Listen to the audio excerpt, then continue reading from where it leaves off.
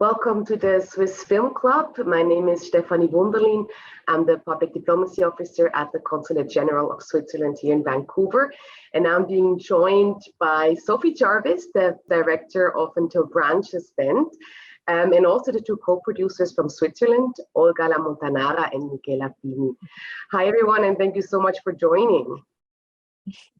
Thank you for the invitation. Thank you. I need to start really with a big congratulations.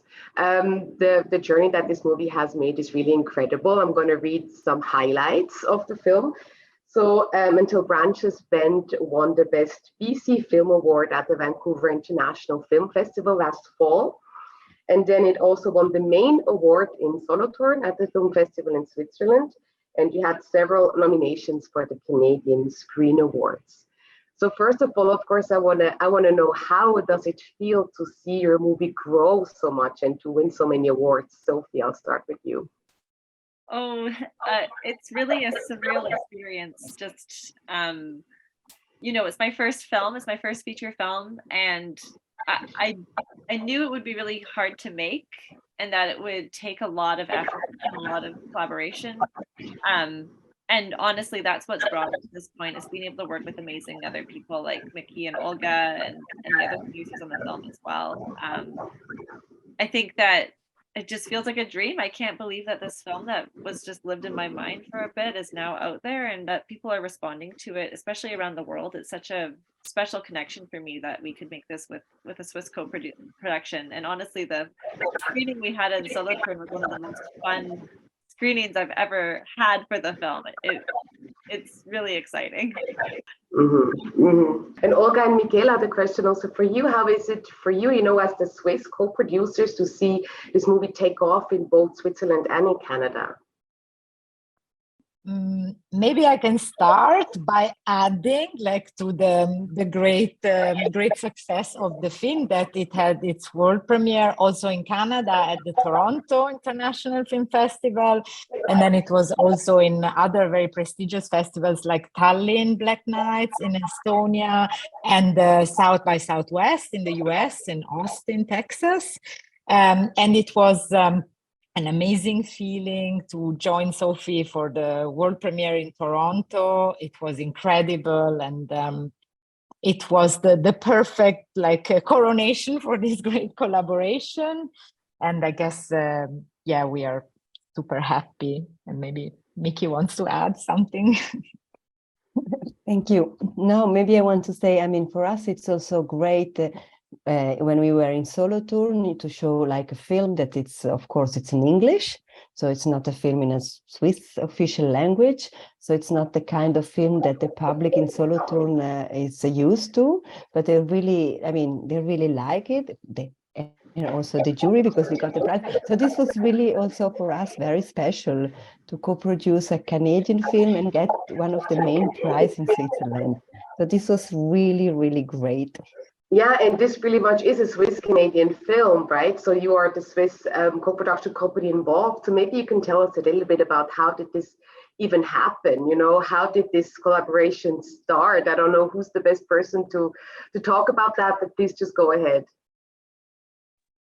Well, I could start off by saying that the reason that it's a Swiss co-production is because I'm also Swiss. I live in Canada, but my grandfather was Swiss. And when we started thinking about the film, we were really interested in doing a co-production, and we thought Switzerland would be the best reason because of that. And one of our other Canadian producers, Tyler Hagen, had produced a film a few years ago, and I think it was in 2019. It played in Berlin, and so we decided to reach out to some Swiss production companies to see if they wanted to meet and talk about this one. So that's actually how we met Mickey at first. And maybe Mickey, you can speak more to that meeting, but I just remember it being a lot of fun. I felt an instant connection with all of you, and it just felt right. Yeah, we had a lovely lunch together in Berlin, and that's where the adventure started. And then actually, producer meet, And Sophie was there too, but actually we were not sure if they would decide to work with us or maybe pick up another Swiss producer. So we were like, talking for a few days later, let's hope they want to work with us, because we really got along and we really loved the project. And it was really lovely. And then, well, we financed the film, and then the pandemic came, so we had to postpone the shooting of the film of 1 year, and made everything a little bit more complicated, but we made it. Sophie made it anyway. And of course, what maybe was not so obvious, it was really to make travel people from Switzerland to Canada, because the country was still locked. So we spent a lot of time on bureaucracy. Olga had to take care of, because my English was not good enough to fill out all of this paper in order to have this working permit. But we did it. Also, thanks to this co-production agreement that exists, we had some more facility, to send Swiss people over to Canada to work. So actually, the interesting fact is that Sophie and her Canadian producers decided to approach Mickey and approach us because Sophie is Canadian, but actually we could have co-produced anyways. So we are very lucky that they had this initial thought, but we could have co-produced between Switzerland and Canada anyways, even if she had not been Swiss. But yes, we are happy that they thought about that. Can we already say it? She's maybe thinking about her new project taking place in Switzerland. So this is just the start, it seems, for a great collaboration between you guys at Cinedoke and Sophie in Canada. And you mentioned this agreement now a few times. So there is a co-production agreement between Switzerland and Canada, which of course enables you to also tap into funding and helps you to work together. And you also mentioned the pandemic, which I want to come back to, because I think it's a very fitting environment for this movie as well, right? So I think we should talk about that for sure. But I also want to hear a little bit more about your connection to Switzerland. Sophie, you mentioned your grandfather who's Swiss. What is your relation to Switzerland today? How, do you often visit, or how is it now for you? My grandfather, who is Swiss, he grew up in the Vallée de Joux, so near Lausanne, really close to the French border. And most of his family is still there. But when he was a young man, he moved to Canada and actually wound up living in Summerland, which is very close to where we were filming the film. In fact, all of the scenes that are on the peach farm are literally across the street from his house. So the story is very much inspired by my childhood visiting my grandfather in Summerland. But yeah, we have a lot of family in Switzerland still. His sisters are still there, their kids, kids. Everyone is still very much in the French-speaking part of Switzerland. So I have been to visit as much as I can. It's a bit challenging. When I was younger, it would take a bit longer, but lately I've been there quite a bit, partly because of work. So I would say that I'm really happy to have made this connection, because it also means that I get to spend more time with family who I didn't get to see that often before. So we've had a very strong reconnection lately. Mm-hmm. Wonderful.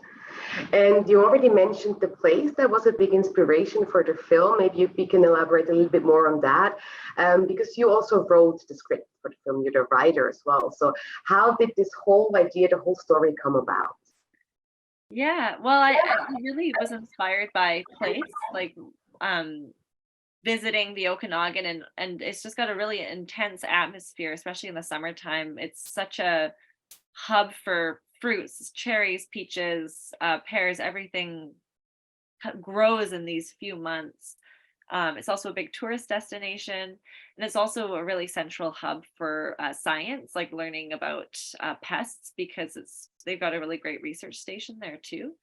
And I think that all of those things sort of kept bubbling around in my mind, and really the story came from this idea of, when you're working with monoculture, it's not uncommon for a single type of insect to pose a really serious threat to your crops. And so I was really interested in this sort of visual idea of like a tiny bug being able to cause something so big. So I would say that that's kind of where it all got started, was spending time there. And you already mentioned the monoculture, and watching the whole movie, it really also feels like comment on politics, on how we treat the environment, as you say, agriculture as well. So what part did also this maybe critical comment play in your writing and in the story? Yeah, well, I'll first say that the film is very much a speculative piece, and that's to say that it's set in a fictional town. The town is called Montague. It's fictional, and it could be anywhere in North America, because there's some stuff in there that isn't specifically Canadian, like the reproductive laws are different in Canada. They're more progressive than what's shown in the film, and also what happens with the bug is, although possible, is very unlikely. So, there's a lot of things that I embellished. And I think that in terms of like the politics behind it, I wrote this film, the first draft, in 2016. And that was, if you remember, the year of Me Too and Trump getting elected, and a lot of different scary things happening just south of the Canadian border, and also for Me Too in Canada as well. And I think that a lot of the anxieties I felt about what could happen here made their way into this script. And as the years went on, things kept coming up in the news that were very similar to the script, like Roe v. Wade getting overturned, and the spotted lanternfly making its way across North America. Like, there's a lot of stuff. And of course, the big one is the pandemic. We were supposed to film this film in the summer of 2020. We were ready to go, and we had to decide to make the call to push by a year. That we thought, everyone thought at first that we'd only be shut down for like 2 weeks, and we just waited, and we just realized that there was not going to be an easy answer to it. So, peaches are only ripe for like 2 weeks in the summer, so it's not like we could just push it by a few weeks. We had to really decide to do it the following year. And in the end, I'm really glad that was our decision. I think the script improved, and I think also I would have been worried that the themes in the film would have felt too topical right off the top with the pandemic. And I think we all remember not wanting to watch anything that reminded us of the pandemic at a certain point. So I think that it found its place at the right time. But a lot of what's happening in the world did make its way in, just because it's been on my mind. Yeah, so you mentioned the pandemic, of course, which also made it difficult, for the co-production, as Olga and Michela just pointed out as well. You need Swiss people also on the set for a co-production, so that was challenging. And then by postponing by a year, you also had the really big wildfires of 2021. So how did that affect the shoots? Yeah, it was really hard. I won't lie. With the pandemic, most people had their first vaccine at that point, and we were just waiting for our second ones. But still, you couldn't be inside during the pandemic without, it was dangerous to be inside. And then with the wildfires, it was dangerous to be outside. So, our producers had a really, really challenging, they were stuck between a rock and a hard place. But I will say that we had a really great team who were really understanding and really understood, like, this is an independent film. We only have limited resources, and we're all human, we're all friends, and we're all trying to make art together. So the producers were super open to, everyone's concerns, everyone's worries, and they did their best to provide everything that would make it a safe experience. And our first AD, Natasha Ben, was just like a literal angel on the set. Like, every day she figured out, like, where's the fires? What's our evacuation route at this location? It changes every day based on the wildfires and everything. There was a lot of care that went into making sure that people were safe, through this really, really awful experience. It was hard. Yeah. And I think you can also see, visually you see the gray sky, the sun is never clear. You always have this layer of smoke, and that adds a certain aesthetic also to the film. And I think it's very fitting, to also the motives that you have in the film. So was it maybe in the end enriching for the film to have that environment? It definitely, when we were filming, I think everyone felt it was just an atmosphere where you could feel I think the feelings we had on set made their way into the film. So that sense of urgency and tension was real and felt by everybody who worked on the film. And yeah, the smoky sky is visually a very we don't see that a lot. It's unique to a natural disaster. And so I think that it's one of those things where wildfires have been happening for a long time. And I realized, early on when I was writing the script that I'd have to include them in the script stage, because who knows if the sky is going to be clear one day and dark the next, and how that'll look for continuity. So I wanted to make sure that we addressed it in the story in a small way, just to cover if anyone was like, why was the weather everywhere? I just wanted to make sure that it was thought of on a story level as well. And so the film, of course, was influenced by that, but there was also a lot of special effects to make the film, what it is now. And you even got a nomination at the Canadian Screen Awards for special effects. And you told me a little bit about this before, the props and the special effects that you had to prepare, that you wanted to incorporate for the film. Maybe you could talk a little bit about that too. Yeah, of course. We had a really fantastic visual effects team. They're called Nice Stuff, and they're based in the Okanagan, close to where we filmed. And honestly, we were just so lucky to work with a team that really cared about telling a story and telling it well, and making sure that it felt real. Because I think a lot of the time we associate visual effects with very flashy action movies, like Marvel movies. And that's often what it is, but it was really cool to work with artists who kind of wanted to try something different. They were so committed, and their work shows. It is nominated for a Canadian Screen Award, and it's everyone who has seen the film. I've had people ask me, "How did you do that? Did you release a bee swarm?" Like they just did. It's some people think it's a real swarm there, and that makes me so happy, because that just shows that the quality of work that went into it. But yeah, it was a long process. Like we had real insects on set. We had a beetle called the darkling beetle, which is just a black regular beetle. It's not an invasive species that we brought into the Okanagan, but we designed markings that would be on its back. So every time you see a live beetle walking around in a close-up, the visual effects team put the markings on its back. Also, we had prop fabricators who made a whole bunch of bugs out of molds and hand painted them. So anytime you see a dead bug, that's a molded bug. And yeah, it was visual effects started in pre-production. It wasn't just like we called them after we were done shooting. Like they were there from early days. And I'm so happy they were. We just had a great team on this. Mm-hmm. Mm-hmm. And how was your experience with that, Olga and Michela, with these big special effects? I know that's always also, a big financial decision. So how happy are you with the outcome? We are very happy. Obviously, like it shows in the film. This was done actually like on the Canadian side, and yes, on our side. We contributed to the image post-production in other ways, let's say. Then maybe the other question would be, were you, Olga, or maybe both of you, Michela and Olga, were you able to travel to the Okanagan to be part of the production? No, not at all? No, because exactly back in the day, it was so complicated to really enter the country because of COVID.